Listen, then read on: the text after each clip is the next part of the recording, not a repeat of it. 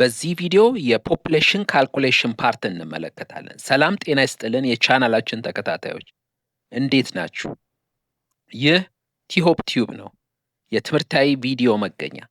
በሪሚዲያል ሆነ በኢንተራንስ ኤግዛም የማይቀሩና በትክክሉ ፈተና ላይ በሚመጡበት መልኩ የሚታዩትን ጥያቄዎች እንመለከታለን።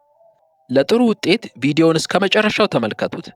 ቀለል ባለ እና ለሁሉም በሚገባና በቀላሉ ፈተና ላይ እንድትሰሩት አድርገን እናሳያለን። ወደ ቪዲዮ እንግባ። አብዛኛው ጊዜ ሪሚዲያል እንዲሁም ኢንትራንስ ኤግዛም ላይ የፖፑሌሽን ጥያቄ ሲመጣ ሮ ዳታው በሰንጠረዥ መልክ ሊሰጠን ይችላል፣ ወይንም ደግሞ በስቴትመንት መልክ እንደ ማንኛውም ጥያቄ ሊሰጠን ይችላል፣ ዳታዎቹ ማለት ነው። ስለዚህ በዚህኛው አሁን በምንሰራው ላይ በሰንጠረዥ መልክ ቫሪያብሎቹ ማለትም ቶታል ፖፑሌሽን፣ ሜል ፖፑሌሽን፣ ፊሜል ፖፑሌሽን፣ በርዝ ሬት፣ ነምበር ኦፍ ዴዝ፣ ኔት ማይግሬሽን፣ ነምበር ኦፍ ኢሚግራንትስ በሚል በካንትሪ አር፣ ዜድ እና ፒ ተብሎ ተሰጥቶናል። ስለዚህ ከዚህ ቀጥሎ 4 ጥያቄዎች አሉ። እነሱን 4 ጥያቄዎች በዚህ ዳታ ተመርኩዘን እንሰራለን።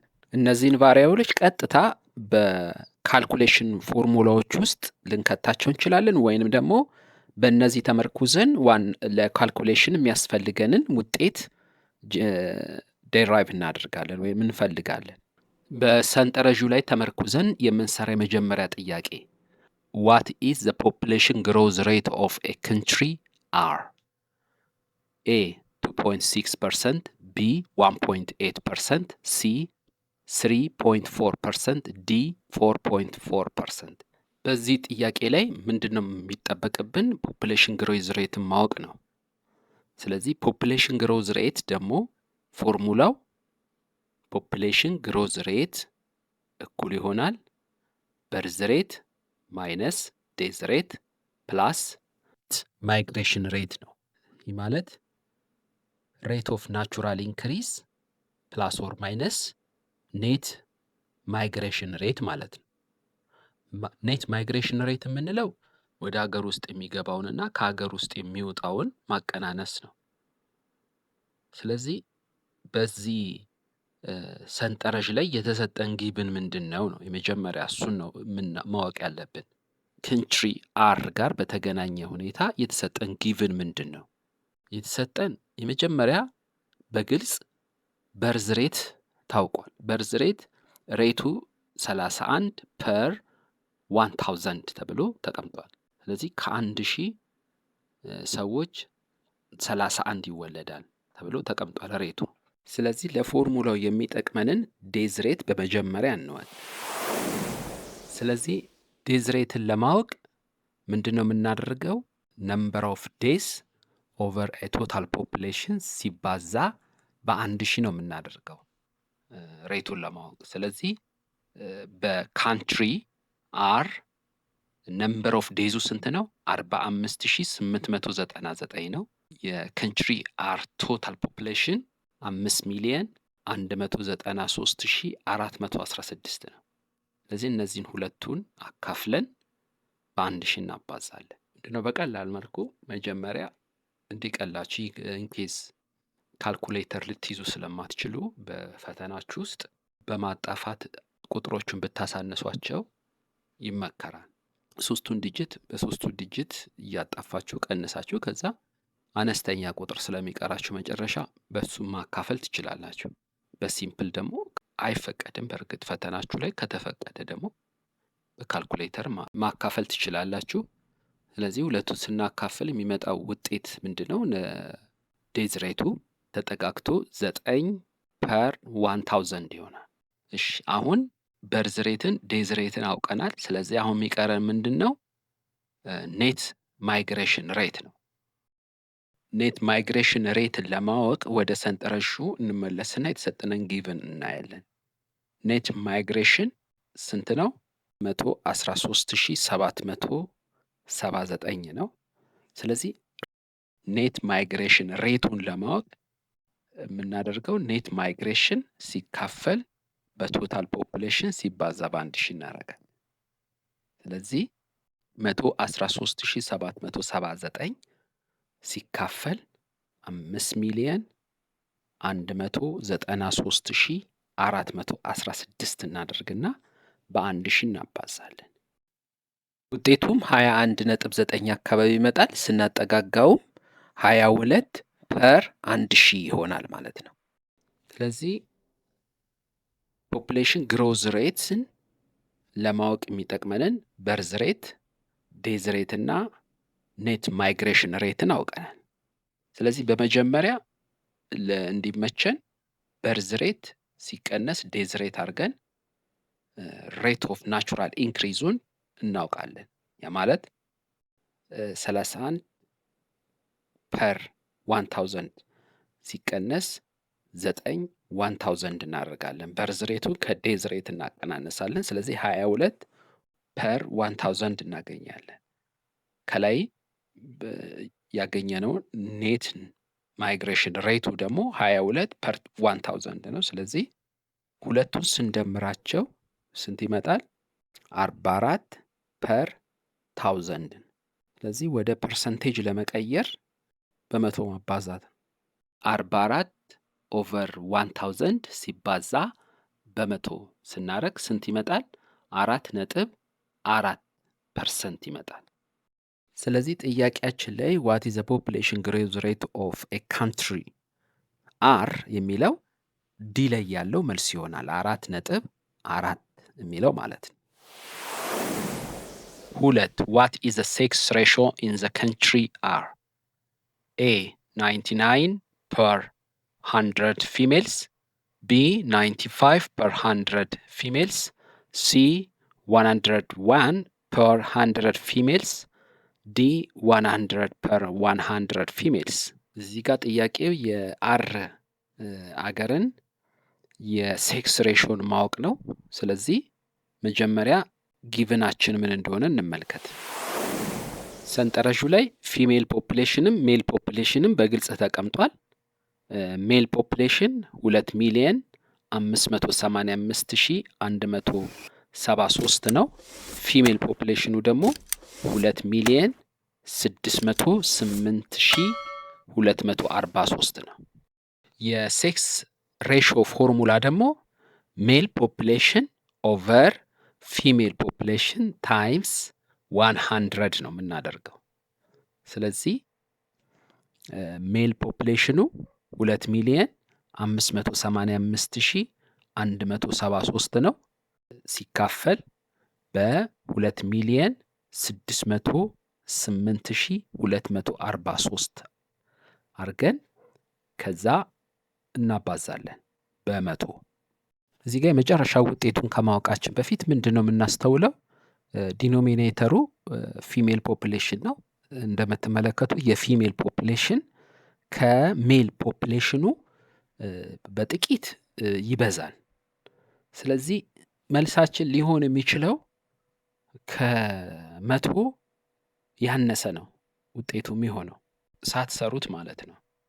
ስለዚህ ሁለቱን ስናካፍል ቅድም እንዳልነው መጀመሪያ ብታቀናንሱት ወይንም ብታጣፉት ለማካፈል ይመቻችኋል። ምክንያቱም ረዥም ቁጥር ከማካፈል አጠር ያለ ቁጥር ማካፈል ይሻላል። ስለዚህ 3 ዲጂቱን በ3 ዲጂት እያጣፋችሁ ቁጥሩን አሳንሳችሁ ከዛ በኋላ አነስ ያለውን ቁጥር ብታካፍሉት ትችላላችሁ። ስለዚህ ሁለቱ ሲካፈል ሜል ፖፑሌሽኑን በፊሜል ፖፑሌሽኑ ስናካፍል ሴክስ ሬሾ ስንት ይመጣል? 0.9911 እያለ የሚቀጥል ቁጥር ይመጣል። ስለዚህ ያንን ደግሞ በመቶ እናባዛለን። ስለዚህ የሚመጣው ስንት ነው? 99 ፐር 100 ፊሜል ይሆናል። ይህ ማለት 99 ወንዶች አሉ፣ ሴቶቹ ደግሞ 100 ናቸው ማለት ነው። ለእያንዳንዱ ወንድ ሴቶችም ስንደለድል አንድ ተርፋለች ማለት ነው፣ 99 ፐር 1። ምክንያቱም ከላይም በዳታው ላይ እንደተመለከት ነው የሴቶቹ ቁጥር ይበልጣል። ስለዚህ ሴክስ ሬሾ ይሄ ነው። ወደ ጥያቄያችን እንመለስና ውጤቱን ቼክ እናርግ። ስለዚህ ዋት ኢዝ ዘ ሴክስ ሬሾ ኢን ዘ ካንትሪስ አር የሚለው ላይ መልሱ ምንድን ነው የሚሆነው? ኤ ላይ ያለው ነው። 99 ፐር 100 ፊሜልስ የሚለው ማለት ነው።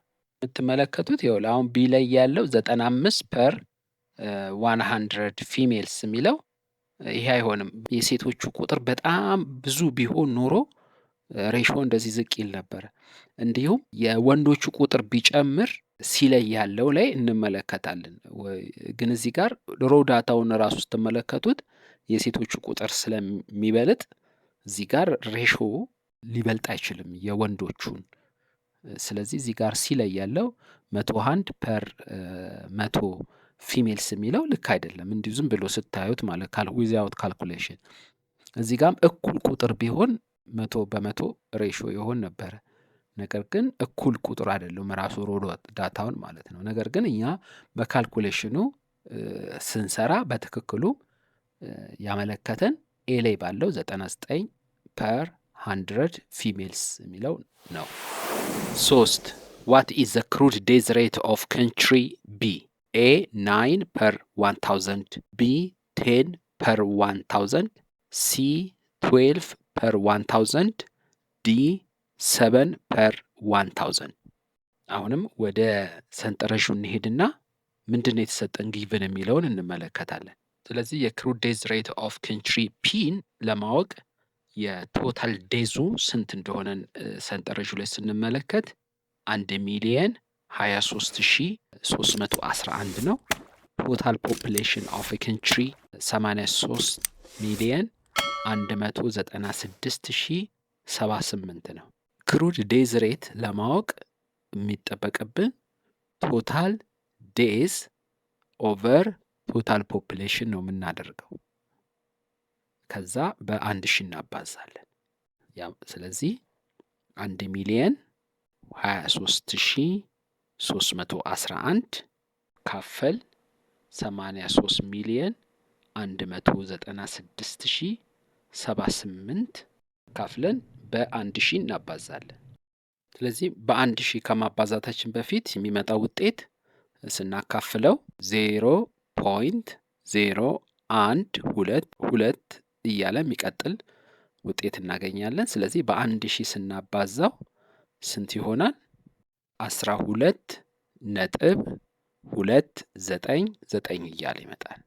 ስለዚህ በፖፕሌሽን ላይ ሙሉ ቁጥር መቀመጥ ስላለበት እናጠጋጋለን ወይም ራውንዲንግ እናደርጋለን። ስለዚህ እዚህ ጋር ከ5 በታች ስለሆነ ወዴት ነው የምናስጠጋው? ወደ 12 ነው የምናስጠጋው። ከ5 በላይ ከሆነ ወደ 13 ይሆናል። ስለዚህ ክሩድ ዴዝ ሬት 12 ፐር 1000 ይሆናል ማለት ነው። ይሄው ዴሞ ውጤት ጥያቄው ላይ አለው የሚለው እንመልከት። ሲ ነው መልሱ።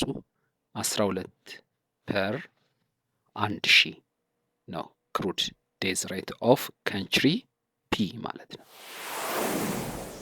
አራተኛ ጥያቄ ዋት ኢዝ ዘ ሬት ኦፍ ኢሚግሬሽን ኢን ዘ ካንትሪስ ዜድ? ኤ 24%፣ ቢ 20%፣ ሲ 80%፣ ዲ 20%።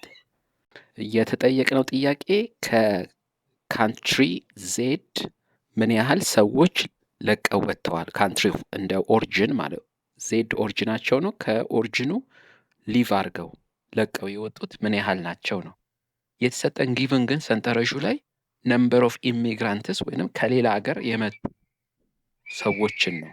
እንዲሁም ኔት ማይግሬሽኑ ተሰጥቶናል። ኔት ማይግሬሽኑ 1,639,771 ነው። ነገር ግን ነምበር ኦፍ ኢሚግራንትስ በአይ የሚጀምረው ከሌላ አገር የመጡት 3,749,692 ናቸው። ስለዚህ የተጠየቅነው ምንድን ነው? ከአገር ውስጥ ለቀው የወጡት በኢ የሚጀምረው ኢሚግራንትስን ነው ምንፈልገው። ስለዚህ ሁለት ጊቭን አለን ማለት ነው። ኔት ማይግሬሽን እና ነምበር ኦፍ ኢሚግራንትስ በአይ የሚጀምረው ከሌላ አገር የመጡት ስንት ናቸው የሚለውን እናውቃለን። ከሀገሪቱ ለቀው የወጡት ስንት ናቸው የሚለውን ነው ማወቅ የሚጠበቅብን ፐርሰንቴጅ ማለት ነው፣ ሬት ስለሚጠይቀን። ስለዚህ መጀመሪያ ኔት ማይግሬሽን ማለት ምን ማለት እንደሆነ በፎርሙላ እናሳይ። ኔት ማይግሬሽን ማለት ኢማይግሬሽን በአይ የሚጀምረው ሲቀነስ ኢማይግሬሽን በኢ በሚጀምረው ነው። ወይንም የሀገር ውስጥ ከገቡት ከሀገር ውስጥ ከወጡት ስንቀንስ ኔት ማይግሬሽን እንላለን። ስለዚህ አሁን እኛ የምንፈልገው ግን ኢሚግሬሽን ከሀገር ውስጥ ለቀው የወጡት ስንት ናቸው የሚለውን ስለሆነ ፎርሙላውን እናቀያይረዋለን። እዚህ ኢማይግሬሽን በኢ የሚጀምረው ኢኩል ይሆናል ኔጌቲቭ ኢን ብራኬት ኔት ማይግሬሽን ማይነስ ኢማይግሬሽን እናደርጋለን። ከኔት ማይግሬሽኑ ወደ ሀገር ውስጥ የገቡትን እንቀንሳለን፣ ወደ ዜድ ሀገር ውስጥ የገቡትን ማለት ነው። ኢማይግሬሽን እኩል ይሆናል 1,639,771 ኔት ማይግሬሽን አለ ሲቀነስ 3,749,692 ኢማይግሬሽን አሉ ወይንም ወደ ሀገር ውስጥ የገቡታል። ስለዚህ እነዚህን ስናቀናነስ ስንት ይመጣል? ኔጌቲቭ ኔጌቲቭ ቢሆንም ወደ ፕላስነት ይቀየራል። በፖፑሌሽን ላይ ኔጌቲቭ ስለሌለ 2,109,921 ይመጣል። ስለዚህ ኢማይግሬሽን ሬትስ በኢ የሚጀምረው ኢማይግሬሽን ኦቨር ቶታል ፖፑሌሽን ታይምስ 1000 እናደርግና 2,109,921 ሲካፈል 10,415,811 እናደርጋለን በዜድ ፖፑሌሽን። ከዛ ያመጣነው ውጤትን በ1000 እናባዛለን። ስንት ይመጣል? 202.59 ይመጣል። የተጠየቅነው ሬት ስለሆነ ሬቱን ለማግኘት በ10 እናካፍለዋለን። ይህንን ውጤት ስንት ይሆናል? 20.2% ይሆናል። ፖፑሌሽን ውስጥ ሙሉ በቁጥር ስለሚቀመጥ ራውንድ አድርገን ወደ ከ5 በታች ስለሆነ ስናጠጋጋው 20% ይሆናል ማለት ነው። ስለዚህ ምርጫው ላይ ቢ ላይ ያለው 20% የሚለው መልስ ይሆናል። በሰንጠረዡ ላይ የተመረኮዙ ጥያቄዎችን ጨርሰናል። አሁን አንድ ቦነስ ጥያቄን እንስራ። በስቴትመንት መልኩ የሚጠየቁ ጥያቄዎች መካከል አንዱ የሆነውን ማለት ነው። ጥያቄው እንደዚህ ይላል። a population has 45% under the age 15, 52% between 15 up to 64 and 3% over 65. What is the age dependency ratio? A 92.3%, B 86.5%, C 48.1%, D 103.8%. ዲፔንደንሲ ሬሾን እንድናገኝ ነው የሚፈለገው። ስለዚህ ዲፔንደንሲ ሬሾ ለማግኘት ደግሞ እዚህ ጋር በጥያቄው ላይ በተሰጠን ዲፔንደንት የሆኑት እድሜያቸው ከ15 ዓመት በታች የሆኑት 45% ናቸው። እድሜያቸው ከ65 በላይ የሆኑ ጥገኛ የሆኑ ዲፔንደንት የሆኑት 3% ናቸው። ስለዚህ እነዚህን ሁለቱን ስንደምር 45 ሲደመር 3 48% ይሆናል። እነዚህ ዲፔንደንት ናቸው። ስለዚህ መጀመሪያ አይደንቲፋይ የምናደርገው ፖፑሌሽን ዲፔንደንት ፖፑሌሽንን ነው። በሁለተኛው ስቴፕ ደግሞ ወርኪንግ ፖፑሌሽኑን እንለያለን። ወርኪንግ ፖፑሌሽኑ ስንት ነው? እዚህ ውስጥ እድሜያቸው ከ15 እስከ 64 የሆኑ ናቸው። ያ ደግሞ በጥያቄው ላይ በግልጽ የተቀመጠው ስንት ናቸው? 52% ነው። ፎርሙላው ዲፔንደንት ሬሾ እኩል ይሆናል ዲፔንደንት ፖፑሌሽን ኦቨር ወርኪንግ ኤጅ ፖፑሌሽን ታይምስ 100 እናደርጋለን። ስለዚህ 48 ሲካፈል ለ52 ሲባዛ በመቶ እናደርጋለን። ስለዚህ ይህን ካልኩሌት ስናደርግ ስንት ይመጣል? መጀመሪያ 48 ሲካፈል ለ52 ስናደርግ 0.923 ይሆናል። ሲባዛ በመቶ ስንት ይሆናል? 92.3 ይሆናል። ስለዚህ ይሄ 92.3 በምርጫው ላይ ስንተኛው ላይ ነው? ምርጫ ኤ ላይ ነው 92.3% የሚለው። እዚህ ዲፔንደንሲ ሬሾ እንደዚህ ትሰራላችሁ ማለት ነው። በዚህ ቪዲዮ አንዳች ጥቅም አግኝቻለሁ ብሎ ካሰቡ ላይክ፣ ሼር፣ ሰብስክራይብ ማድረግ እንዳይረሳ። ጥያቄ አስተያየታችሁን እንደተለመደው አስቀምጡልን። በሌላ ትምህርታዊ ቪዲዮ እስክንገናኝ ፒስ አውት። ባይ ባይ።